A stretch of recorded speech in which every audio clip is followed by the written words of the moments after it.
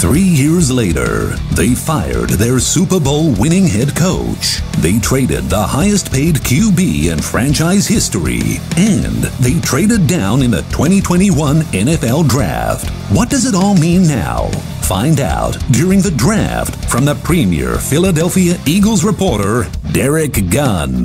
Watch, listen to Draft Takes with Derek Gunn across the JAKIB Media Network, YouTube, Apple, and Spotify.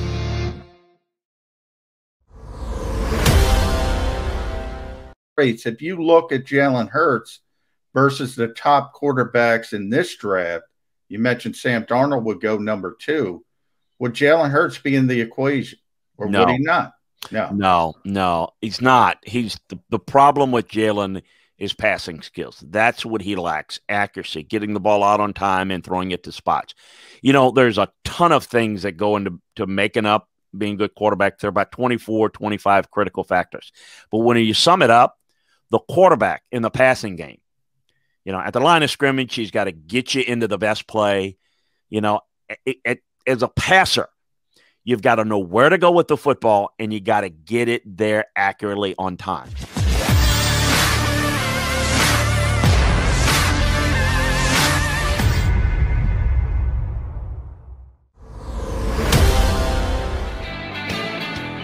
Tis Birds 365, the day before the NFL draft here on Birds 365. I'm Jerry McDonald. He's John McMullen. We are your Mac and Mac guys. We're trying to get you prepped, ready, insightful for all things that could happen coming up in the NFL draft. You've heard plenty from us. That's why we like to reach out to others to lend a different type of insight, maybe a different view on things. And we're lucky enough to have a guy who's ready to hop on with us. I've had him on my show plenty of times over the years on the radio side. Glad to get him up and streaming with us here on Birds 365. Former NFL scout turned draft analyst Chris Landry joins us here on Birds 365. How are you this morning, Chris? Good, guys. How are you this morning? Doing well, Chris. You know, anytime I can get somebody who's hired by Bill Belichick, that's a check mark in your column. So you hold some weight when it comes to obviously the personnel, both on the pro side, the college side. First thing I've asked everybody during this unique year is how difficult has it been able to gather information, because you don't have the combine, you don't have the apples to apples comparison when you talk about, you know, 40 times measurables with pro days and then the Zoom meetings instead of the top 30. How much has it changed for you? Oh, it's been it's the toughest year in modern times. I go back, my first year scouting was 1982 with Balesto, Bears, Lions, Eagles, Steelers, talent organization. It's one of the 2 NFL scouting combines. I was a young coach at LSU at the time, and I was trying to think yesterday about, you know, so I was involved in starting the first combine and ran it for years. Since we've had the combine, this is the most chaotic season we've had. It's probably important to remind folks that while COVID hit last year, we got the combine in. Right. I know it affected the draft on how you consumed it on virtually, but that doesn't matter. We got the combine in. This year we didn't.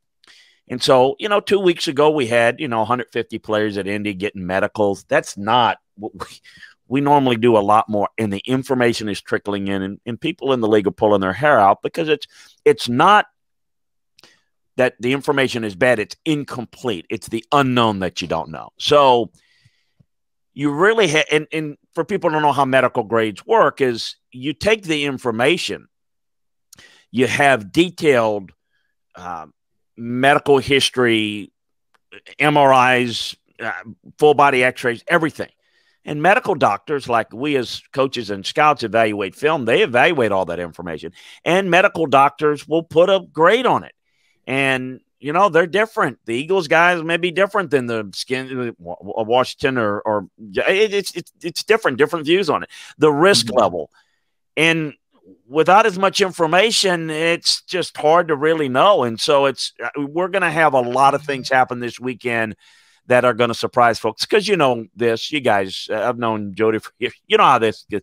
People consume the draft by reading stuff on the internet, and they think they knew who the best players are that they don't know. And all of a sudden, I'm telling you, it's going to be way across the board outside of a few players that, I mean, where people are going to say, I can't take them now, you know. And look, that's happened before in the past. You know, I passed on Curtis Martin one round. I wanted to run around later to take him because he had all sorts of injuries at Pitt. Son of a gun never got injured in the NFL. You just never know. Now we're dealing with stuff that we don't know. I mean, how do you do that? How do you make a determination on Caleb Farley, who's a top 10 player in this draft, but he's got a back issue? I mean, I got to tell you, if it's a back or a neck, that automatically puts a redder flag on it. But you may be missing on a guy. It's a crapshoot there more than ever, and that is the thing that everybody's pulling their hair out about right now. Follow-up question to that, Chris. Related to it, certainly, but a follow-up. Injuries, like you say, with Caleb Farley. Surely you've dealt with that before. You try and get as much medical information as possible, and you make an educated guess as to how it's going to affect his career going forward. But we've got something this year never dealt with before, and that's opt-outs. If you look at the way people were grading, and guys like yourself and others, as soon as the draft happens and it's over and done with, you stick in a drawer and you move ahead to the next year draft. 3 guys, Jamar Chase, Penei Sewell, Micah Parsons. Most guys had them in the top 10, unquestioned top 10. Some of them had them in the top 5, as a matter of fact. Trevor Lawrence, those 3 guys, and maybe one other quarterback. And that was your top 5 during the offseason. 3 of them decided to opt out. So you've got to make a talent judgment without seeing any of them play football this year. You had the Pac-12 play a limited schedule, but a limited schedule is better than no games whatsoever. And that's what you got out of Sewell, Micah Parsons, and now who am I missing? Chase. Jamar Chase. Jamar Chase. Well, how do you do that? How do you evaluate a player without them having played a game in the last 16 months? All you can do is evaluate the known. The level of exposure that you have is all you have to do. Now, I chart these and follow these guys coming out of high school because I want to see how they develop, and then I don't have to go back and, well, what is this guy in high? I remember, you know, and most of them don't make it to this point. So if it's Jamar Chase and it's Micah Parsons and it's Penei Sewell, you know what they are. They are elite talent. Where I think it hurts is the guy that missed an opportunity because they chose to, or it was chosen for them to not be able to play. You know, for example, I think a guy like Jamie Newman made a mistake. I think he's a talented guy. I think he's very athletic, but I thought he needed a lot of work. I thought he did some good things at Wake Forest. You know, maybe he wouldn't have won the job at Georgia. Maybe that's why he opted. The point is the inability to be able to play through injuries, opting out, or what have you, is a lost opportunity to prove yourself and to improve your stock there. If that's why, if you're an elite player and you opt out of the Senior Bowl, what have you, well, it doesn't matter because you're an elite player. Is it going to affect Jamar Chase? No. Why? He's a great player. He was the best player on the field 2 years ago for LSU at receiver, and that includes the best rookie receiver in the league last year, Justin Jefferson, who I know I don't want to bring that up. That's probably a sore spot for Eagles fans. Certainly is. You know where that is. And you know, Justin is a great player. This guy was the better player without question. Now, does it hurt him? No. Would I have liked to see him play? Yes. Now, I do say this. If I do have players that are equal grades, and one of them, you know, has got fire in his belly and he opted to play and one guy didn't, that matters to me. I'm an old school football guy. I want a guy that's going to say, get out of my way. I want to run over and I want to play football. You know, we live in a world today, and I've had to learn this. I don't know that I fully accepted it, that we're living in a world where Uncle Leroy and, you know, Aunt Susie are telling you, protect yourself, this and that, and the agent runners. If you eliminate all those guys, you're not going to have a whole lot there. But that matters to me. And I do think if it's equal, if all else is equal, I'm going to go with the cleaner guy, meaning the guy that I'm feel a little bit more comfortable medically, a little bit more comfortable character-wise. And character is not just does he commit a crime or not. Yeah. There's personal character and there's football character. The guy that just can't get enough football, that loves it, you know this, in order to be great at something, you better love it. Because if you don't love it, you're going to just show up and do what you need to do, and you're not going to spend the extra time. So what are you doing on your off day as a quarterback in this league? If your butt is not in there studying film, trying to get better, you're not going to be great. You will be as good as your physical gifts will allow you, but you will never be great. So it's little things like that that matter to me. And all of it factors into how I grade a player and ultimately how I would recommend a player. Talking with Chris Landry. You can check him out at LandryFootball.com. And Chris, something you said just piqued my interest about the love of football, because I immediately go to Jalen Phillips because I think he's a top 10 talent. But if you look at his history, you got the concussions, UCLA, whatever went on there with Chip Kelly, quit the game. You know, a lot of people say loves to be a music producer, whatever. So when you talk about love of the game versus a kid who came back and went to Miami and produced and opted in while Greg Russo opted out and had a huge year, how difficult is that to weigh? History versus performance. Yeah, look, I think you have to look at all of it. So the performance is what it is. You see what their capabilities are. So both of those guys, you see, and if you really study it, it really marries their personality most of the time. Both of those guys are really talented. You watch them play, it's a little sporadic in terms of effort. When they flash, you can make you can make a highlight tape and make anybody look great, or make anybody look like the first pick in the draft, or make anybody look like a free agent. You can do that. It's to study progressively throughout all of his film. How does he do it? And it's part of getting to know the player. And it's another part about this year too. We weren't able to get on campus as much this year. It's getting to find out, from the trainer and equipment guy, how much they like being around. Do they do extra lifts? Is a part of it, or is it a means to an end? Here's the ugly little secret your listeners may be surprised about. Most players, at best, like football. Very few love it. Most of it, it's a scholarship. It's big money. They're chasing the dream. But a lot of them, this Thursday, Friday, and Saturday, they've arrived. You hadn't arrived. I mean, it's a starting point. Now, it's a launching point this weekend. A lot of them take it as, I got my money, and it's what I can remember begging Bruce Kebrick and Al Davis at the time, do not. I knew Jamarcus Russell from high school. Do not go there. You're going to live to regret it. It was the easiest thing because he didn't like the game. He didn't have a great capacity to learn, and he was unwilling. He was so lazy. That's never going to work. And so you have to know that. How do you know that? You got to really study everything from the background, dig into high school, dig into everything in college, everybody around them, and then study the tape. Go to practice, see the practice tape. How do they deal with it? Everybody's going to sit there. I haven't had anybody say, yeah, Jody John, I don't really like the game. I'm just in it for the money. Who's going to say that? They're all going to tell you, I love it, coach. Yeah, they're all going to tell you that. But you know what? I don't ask them whether they like the game. I ask them things that are going to tell me what I want to know about. What do you it's very innocuous. So what do you like to do? You just, you find, my boys like to play video games. There's nothing wrong with that. Kids do that today. But I give you a quick example. This was when Ryan Leaf came out.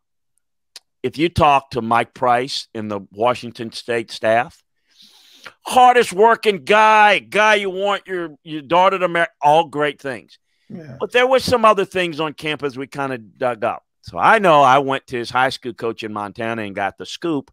I actually knew somebody that knew him, and I found out the whole deal. But you know what? When it came to the combine interview, the one thing I said, hey, man, look, You got, I say this in a very innocuous way. Man, you got, boom, big signing bonus right now. I give it to you. What's the first thing you do? Right? You think it's fun. Man, me and my boys are going to Jamaica this weekend. And there's nothing wrong. I know that's kind of funny and kiddie. But if you kind of tie it into it, it's you follow that. A lot of party atmosphere, a lot of that. These guys are not choir boys. But if certain positions, leadership positions, you got to really know. You just got to know, John and Jody, everything you can about this player. You got to know what you're getting. That's why we do psychological tests. My head coach and GM wanted Lawrence Phillips in the worst way. And I said, we can't do it. And when I interviewed Lawrence Phillips, the thing that ended it for me, and he had all the background, is I know he had the trouble. I had to figure out why he had the trouble. What was the root of the problem? And I asked him about his mother and father. I don't know my mother. Never met her. I don't know my father. Never met him. And the first thing I'm thinking in my mind is, holy bleep, no wonder this kid's bleeped up. And I said, who in your life are you closest to? He says, my brother.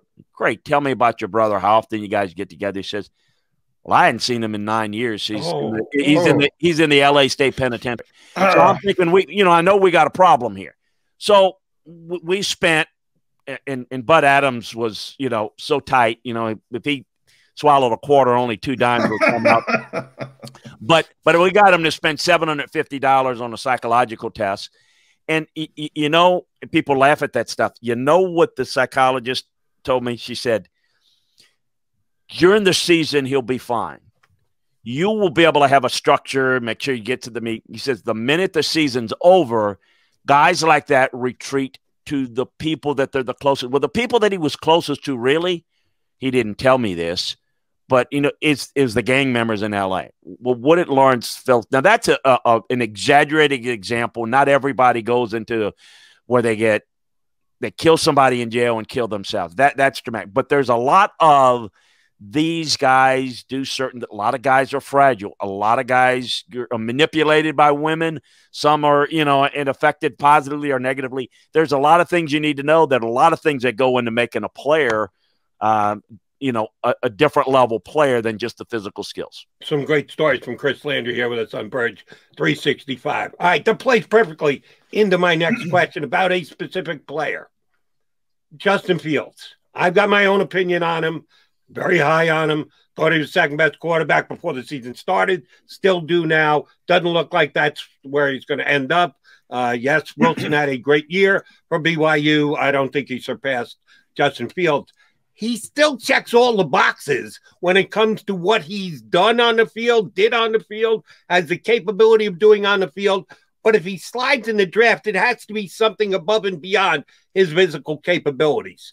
Your sources, what you've heard, why do you think Justin Fields isn't going to be the second quarterback taken? Should he be the second quarterback taken?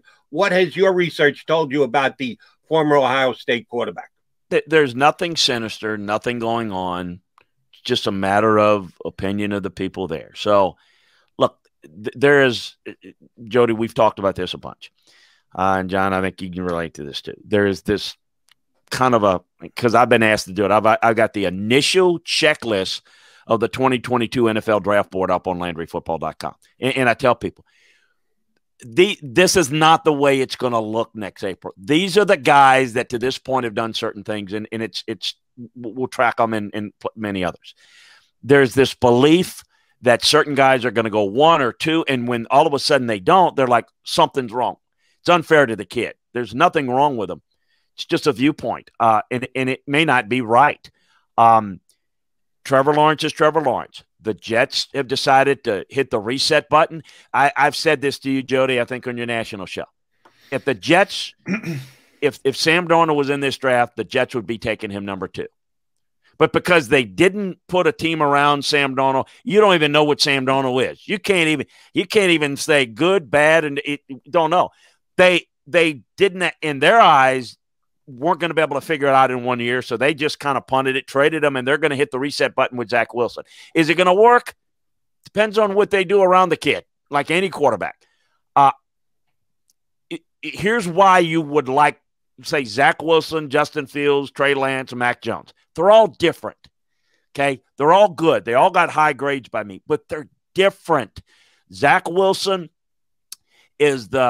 he's got a lot of arm flexibility like a Tony Romo or Baker Mayfield. He's got a personality like Baker Mayfield. He can make a lot of platform throws. He is the most natural thrower of the ball. I mean, he'd be great pitcher with arm angles and all that. He'd be a great shortstop. I mean, he can throw it, side him. He can do all of that. Very creative. And he's very confident. Very good reason to like him.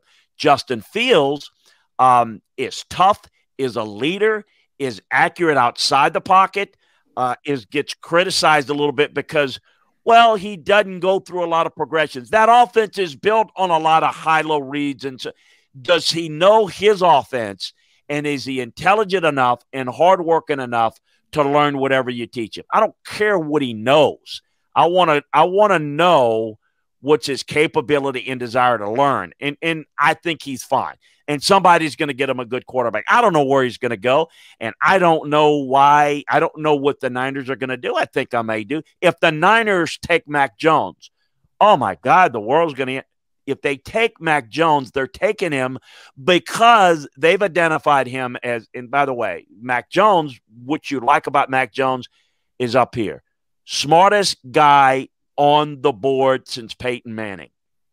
You teach him something at the Senior Bowl, he put the playbook together. He was teaching it to the players. He is very, very cerebral.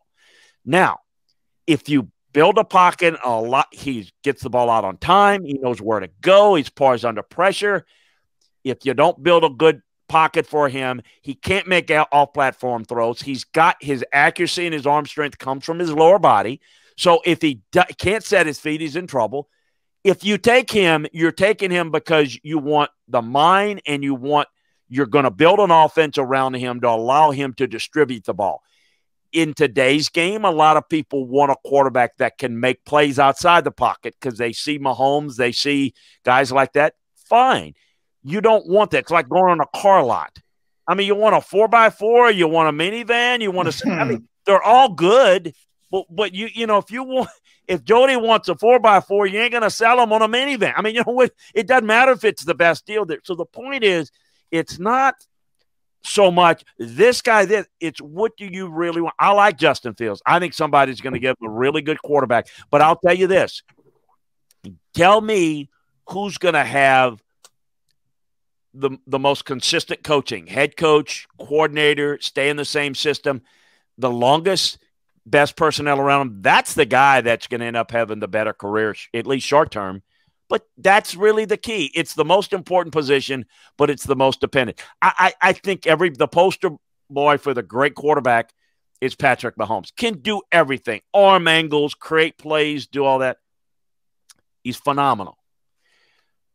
I would tell you, as good as he is, no disrespect, you put that guy on the Jets or Detroit, he makes them better, but they're not. We're talking about, man, that guy is a playmaker, but boy, there's a lot of turnovers, there's a lot of mistakes, and they're not really good, and they can't win.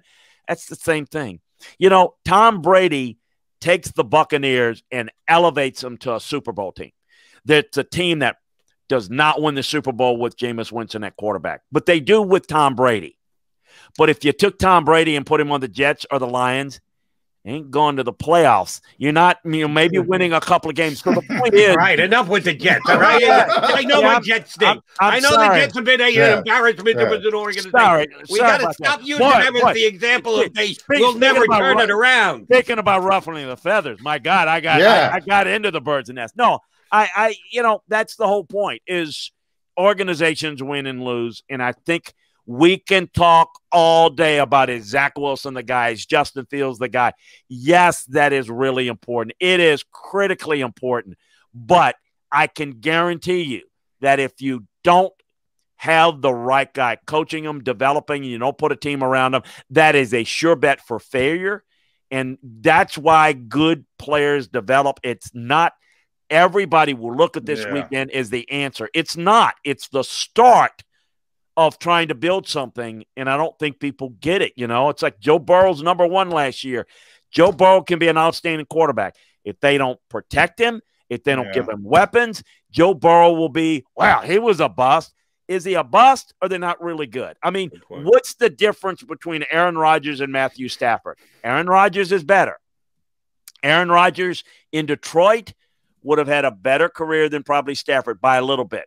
But Aaron Rodgers with Detroit's multiple coaches and whatnot may not even have made the playoffs, but maybe once like Matthew Stafford. You put Matthew Stafford in Green Bay, I don't know. I mean, maybe they win a Super Bowl. It may not be as good as Aaron Rodgers, but it would be really good. And you'd think of Matthew Stafford a lot better because he'd have more success and probably more MVPs and this kind of stuff. So I think we need to understand that when we're talking about players and the fits and how you raise them in the league. All those things are critically important. Yeah, Chris, I always go back to 1999. I mean, with Donovan McNabb and Andy Reid. I mean, you think about that draft, Tim Couch, Achilles Smith. What if they ended up with Andy Reid?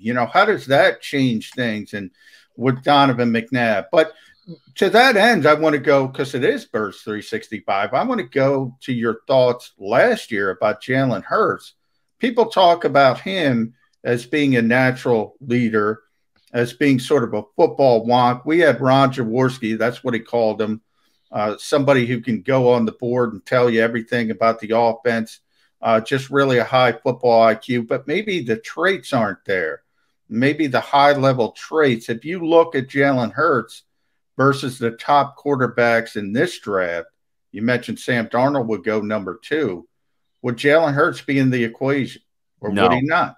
No, he's not. He's the problem with Jalen is passing skills. That's what he lacks: accuracy, getting the ball out on time and throwing it to spots. There's a ton of things that go into making up being a good quarterback. There are about 24, 25 critical factors. But when you sum it up, the quarterback in the passing game, at the line of scrimmage, he's got to get you into the best play. As a passer, you've got to know where to go with the football, and you got to get it there accurately on time. And that's the biggest thing. If you're a little bit late, and if you got a gun for an arm, now Mahomes can be a little bit late and zoom, it still gets there because there's a lot of improvisational plays. But Jalen is a competitor, a leader, a really good athlete. What you have to do with him, and I thought he was a great college quarterback, you've got to create spacing and coverage. You got to do a lot of half-field reads. He can throw it, but he's not going to be precise. You've got to run on offense if that's what they're going to do, similar to what, when he was healthy and younger, what Carolina did for Cam Newton. Meaning you've got to create spacing, get a tight end down the seam, easy throws, because throwing it into tight windows, he'll be a little late, he'll be a little off target. And in the pro game, that's a pick or a knockdown. So can he be successful? Yes, but you've got to work around it. Like any quarterback. I mean, you wouldn't want Tom Brady rolling out, would you?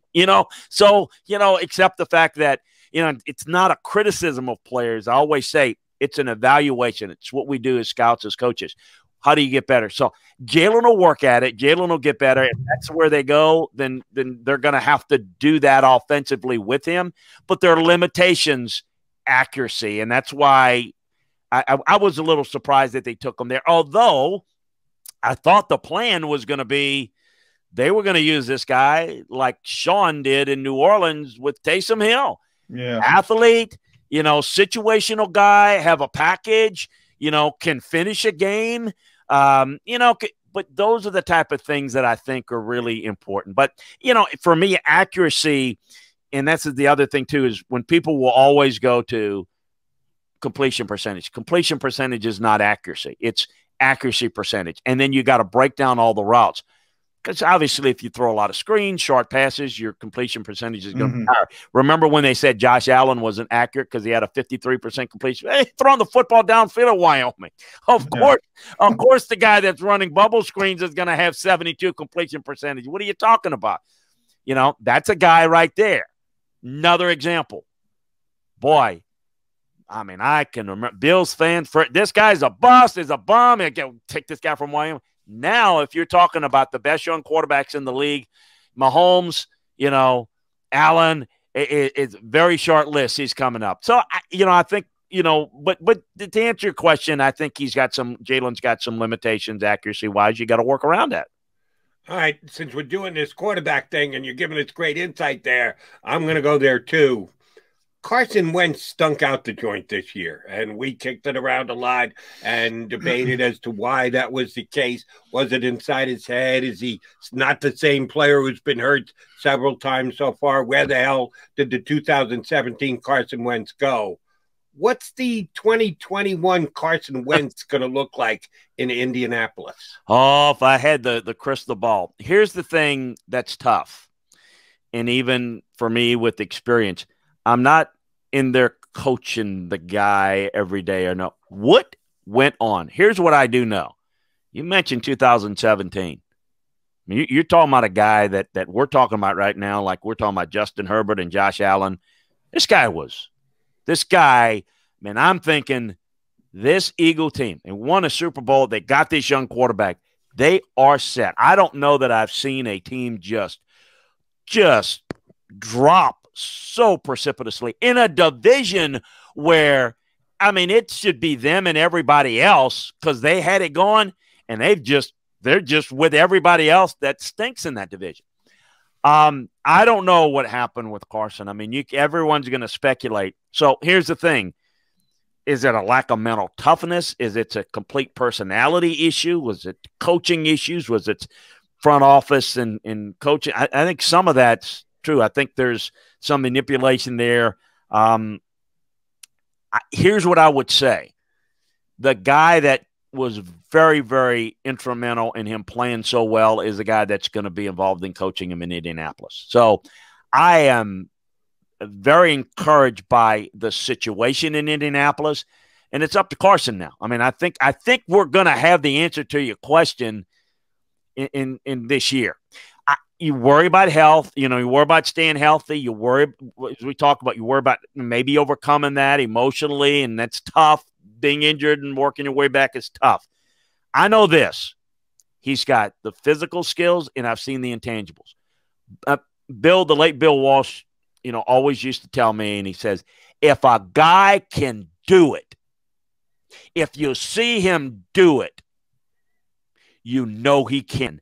And it's your job as a coach to get it out of them more regularly, more consistently. Now, I revere Coach Walsh, and I think he's right to a point. Some guys can do it, and then they lose their motivation, and I guess it's up to coaching to get them to that level. But I'm curious to see what Carson does. I have a feeling that it may end up being a lot better, and that's going to be an interesting for you guys because you're saying, where the bleep was this guy? And because it was, why did it go so bad so quickly?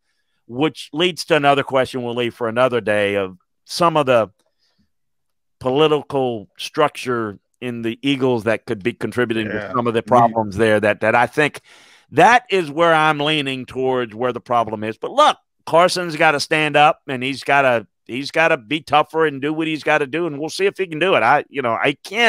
Let's see if he will do it.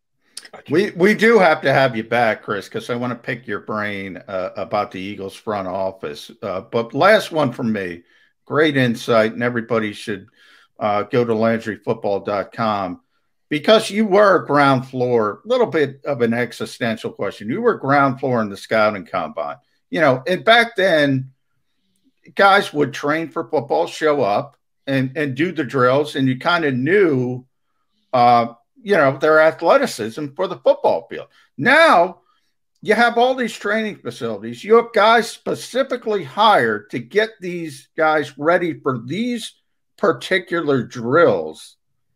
Has that affected the ability to really understand who's ready to play professional football? Because they're specifically planning and preparing for what you guys developed, as a natural sort of scouting tool. Well, as you guys know, first of all, when we started the combine, it was one reason and one reason only, for medicals. So that players are not going. I mean, I remember great Nolan Cromwell. I remember seeing him in the airport. I remember with the Rams. He was at Kansas as a quarterback, and he had like X-rays of 10 teams going to the 11th. It was just nuts. So it was done for medical physicals. Then we decided to develop into the workouts. Yeah. To answer your question, John, if you just look at the numbers, yeah, it's not going, that's not what really matters. You've got to watch, you got to work out. What we're looking for in workouts is a guy's natural athletic ability to play the position. We see them on film. But remember, we're watching guys on film in college. So their athleticism, their strength, their quickness, everything is relative to who they're doing it against. As I always like to say, if you got a receiver that runs 4.7 going up against a corner that runs 4.75, that receiver is going to look fast. Neither one of them can play in the league because they are too slow at a certain position, and if they're a receiver, for example. So what we're looking for is the traits, the athletic traits, and see how it transfers to the pro game. It doesn't tell you whether a guy can play. It tells you about his athletic traits. So when you're looking at a guy and you see him play, and let's say he's an offensive lineman that doesn't play real well, but in the workouts you see he's got great feet and he's natural knee bender. And why doesn't he play better? Well, then that's what we got to know. That's what we got to go up and figure out. What is it? This guy's a really good athlete. He doesn't play football very well. Well, you don't just say, can't play, done, the hell with him. You got to study and say, why is it? Why is it that a guy can't do certain things? It makes you go back to the tape. Here's a little tip. 90% of the time, the film and the workout match. Yep. I see old Jody, John there. That's exactly how they play on film. It's the 10% of the time that you got to go back and say, what the deal? What is the deal here? It doesn't marry up. And you got to answer that question. It could be, I worked out this corner one time. Belichick sent me out and I was going to all these. There's this kid. He was really good at seeing the ball and tracking the ball when he was going over his left shoulder, over his right shoulder. He couldn't figure out what is the deal here. Athleticism. He was legally blind in one of his eyes. Every time he turned up, he couldn't, he was seeing it with his right eye over his left shoulder, and it was late tracking it. It's little things like that. Carl Nix, I don't know if you remember, Carl Nix was the best guard in the league for about 3 years and signed a monstrous contract with the Buccaneers. And God bless him, he had that MRSA, and it almost cost him his leg. Yeah. He was a tremendous athlete out of Nebraska. Didn't play very well. But the workout was phenomenal. Couldn't figure it out. Looking at the tape, he could always played high. Always played high. So the defense always got underneath. Well, why is he playing high? Did you teach him that? No, he's not. When he gets in his stance in workouts, he's low. He had a hearing issue. He naturally, you ever said somebody's got some hearing problems, they lift their ear. He didn't realize he was lifting his ear a little bit to hear the adjustments. And it was just enough to get leverage where, so he's getting pushed off the ball. It's little things like that. If you don't study, you can write a guy off, can't play. Why can't he play? What's the problem? And if the answer is, guy's not real tough, he doesn't really want it, he doesn't work hard, well, then that's fine. But if it's something else you missed on, Saints took him on the 6th round, and again, he was the best guard in the league for a while. That happens a bunch. Got to do your homework. It's just, that's why people will react this weekend. Great pick, bad pick. You don't know. You don't know for years because you don't know all the details. You don't know why. You don't know who's going to be coaching them. And that's why I say the teams that coach well usually draft well. You know why? They understand what they're looking for. This guy fits their scheme. There's, teams go in with about 100 players on their board because those are the only guys that really fit what they want. And they evaluate guys that fit what they want to do. They have a plan. They constantly work the plan. The people that change coaches and staffs every 3 or 4 years, well, what are you doing? It's like trying to build a house, and every 2 months you cut it down to the studs and you start over again where you never move into the house. So all of a sudden now, you guy that you just drafted that you're going to build this. We're going to be a zone blocking team. This is what we're going to do. In 2 years, a new coordinator. No, I don't want. Well, everything you just did in the last 3 drafts doesn't work now. Then you're starting over and over. That's why good teams, good organizations are bad with the process, and good ones are good. Despite the fact that he just buried my Jets, at least he didn't go Mike Mamula as the individual who didn't marry the tape with the combine workout. So we're thankful for that. That's the whole story. I got a Mike Mamula story for you back. I can remember that. I remember that whole story. I went into BC that year. We'll do that another time. Yes, we'll say that for another day. Hey, he's got more stories in the library, folks. We hope you enjoyed the segment with Chris with us today. If you did, check out his website, LandryFootball.com. Follow Chris on Twitch. He'll continue to churn these stories for you leading up to the draft. Chris, we appreciate it greatly with you hopping on with us today. You bet. Talk to you again down the road. Thanks for having me. Go Birds and go Jets. For you, Jay. Go Jets. Thanks, buddy. Yeah. You guys enjoy the draft. Take care. You got it. That's Chris Landry here with us. He's trying to be nice after he just he dug the grave, then he threw the dirt back on top of, then he patted it down just to make sure. He was awesome, though, Jody. Great stories. More stories than the library. That's Chris Landry. All right. John McMullen, Jody McDonald, the Mac and Mac guys, Birds 365. Take a quickie timeout, come back, put a bow on the show. The countdown to the draft continues. If you missed any of today's show on the JAKIB Media channel, listen to the podcast on your way home. Available on YouTube, Apple, and Spotify.